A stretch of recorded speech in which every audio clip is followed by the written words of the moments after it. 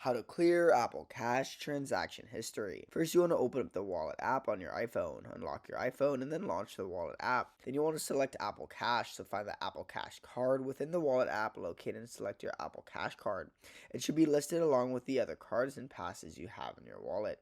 Then tap on the Apple Cash card to view your available balance, transaction history, and other options. Scroll through the transaction history. Once you've tapped under the Apple Cash card, you'll see a list of recent transactions under the activity section. Tap any individual transaction to see more details about it, such as the date, amount, and recipient. You can also see if the transaction was sent or received. While you cannot delete your transaction history, there are a few ways to manage it for privacy. You can mark transactions as unread if you want to keep certain transactions private or just unread them for reference. You can mark transactions as unread. This doesn't delete them, but can help you keep them out of sight for a while. In the Settings app, you can set up restrictions or screen time limits. For the Wallet app, if you want to restrict access to your Apple Cash transaction history, this can help limit visibilities to others. This is optional, but you can also manage Apple Cash settings. So to do this, you want to go to your settings, scroll down and tap Wallet and Apple Pay, and then under the Apple Cash section, you can disable Apple Cash by toggling it off.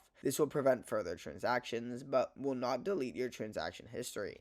In the Wallet and Apple Pay settings, you can adjust the notifications to alert you about transactions or manage privacy for any future activity. If this video helps you, make sure to subscribe, but for now, goodbye.